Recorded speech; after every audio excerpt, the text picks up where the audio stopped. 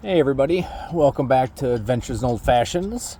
This is the Iceland expedition, and this is the first installment of Tales from the Hot Tub.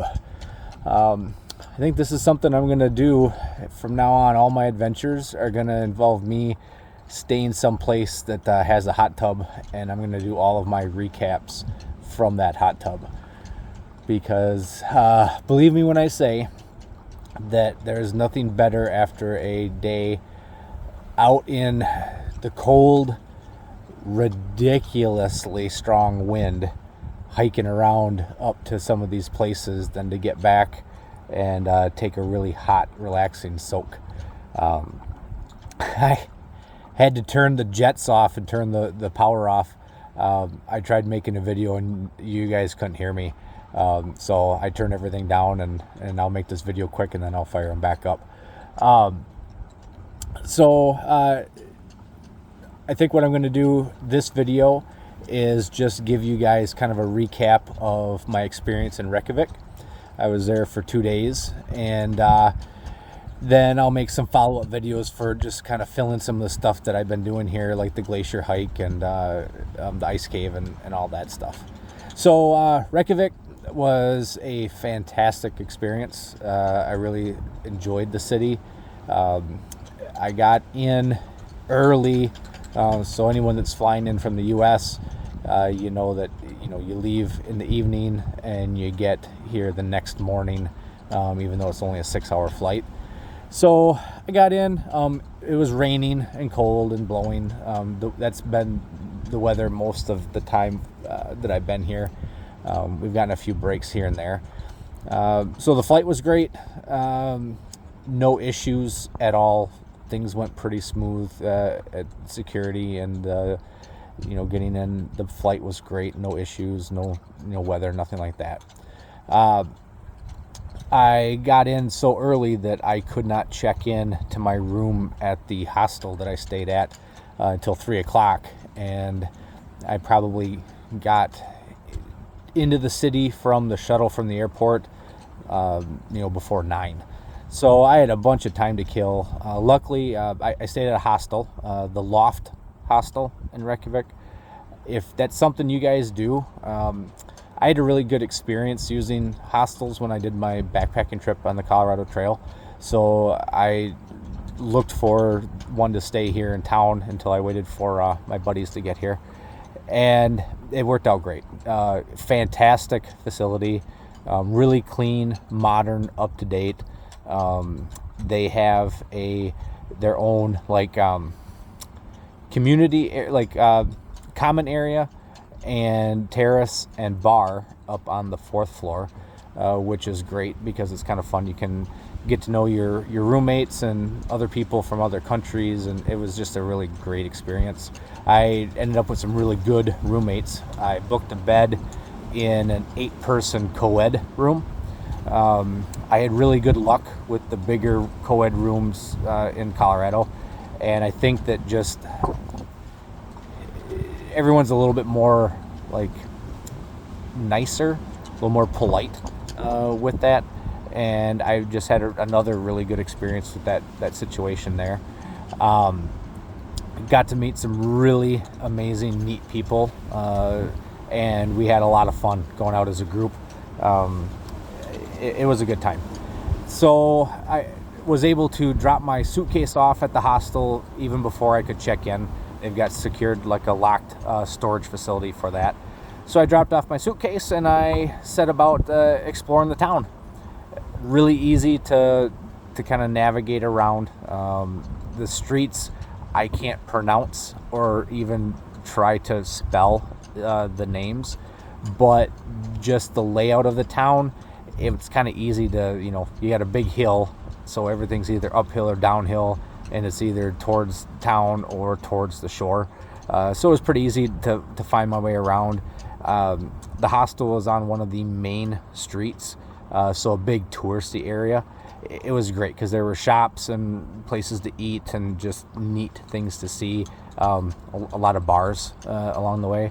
So I did spend a bit of my time waiting to check in having a few drinks, which was fantastic. I was the only person in this bar doing a flight of their different beers, and the bartender gave me some fantastic ideas of where to go to eat, what to see as far as sightseeing and attractions. So it was great. Again, I'm going to post maybe a link or at least the name of that bar in the description, because there's, again, I can't pronounce it correctly to do anyone any good if they were trying to find it. So I'm just going to put it in the description. I toured around, and for lunch, I had a couple of hot dogs from the original hot dog stand, I am told. They were fantastic. So again, I'll post a link or at least the name of that place. I grabbed one of their business cards. So that way, if you guys happen to be in the city, you can look for it, because I would definitely recommend it. They were phenomenal.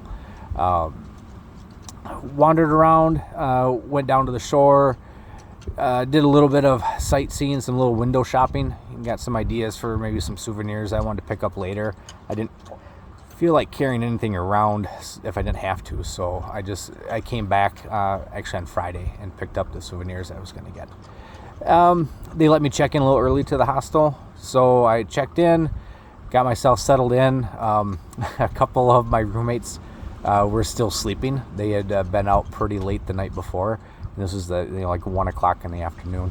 But I got settled in. I lay down and took a nap because I had been up for over 24 hours at that point. So it was like 30 hours. So I needed to get some sleep. Woke up, had my second wind. So went again and kind of wandered around a bit. Went up to the bar in the hostel and had some drinks there. Their happy hour is from 4 to 8. So it was kind of nice to have some local brew, and connected with a couple of my roommates and started kind of, talked with them a bit. Got hungry, so I went and found a place further down the street that was still open and serving food. It was the American Bar. So I just had a burger and fries and another beer. They play American music. It's all American themed. They got license plates from all the different states all over the wall and things like that. So it was just one of those quick things that I wanted to grab something to eat in a place that was open and just down the street from the hostel. Came back and got a good night's sleep. Got up Friday and did a little bit more sightseeing. I went and did a FlyOver Iceland experience. So it's kind of like an IMAX 4D aerial tour of Iceland. It was worth doing. If you get motion sick easy, if you don't like roller coasters, if you get car sick easy, you might want to think twice about it, because basically you're in a chair and you're strapped in, and it moves up and down and sideways, and the screen is all around you, and you get the view of like a drone flying through all over Iceland and all these things. So it was gorgeous views. It was neat to see a lot of the stuff that I'm not going to be able to see firsthand. But again, if you get a little bit queasy, I would maybe factor that into your decision whether or not you do that experience. But I thought it was great. It gave a little bit of history of the island and their culture and things like that. So it was interesting. And then hooked back up with the group from the room, and we kind of spent the rest of Friday bumming around together and having some drinks and having some fun and sightseeing and trying a bunch of the local cultural things. I'm gonna make a separate video because I went and I did a 7-course traditional Icelandic sampling meal. It's not vegan, so I'm going to make a separate video reviewing that as consideration for any of my viewers that are vegan. I'm not going to get into the details in this video, so whether or not you want to watch that, I'm going to make a follow-up video just going over the meal and what that involved. But yeah, it was a lot of fun. I learned a couple of new drinking games from Sam from the UK. So Sam, thank you very much.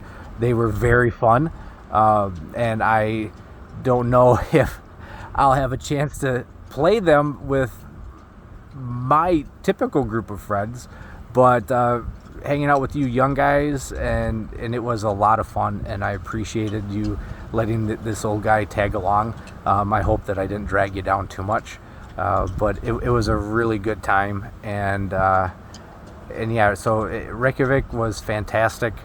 I would go back in a heartbeat and spend a week there.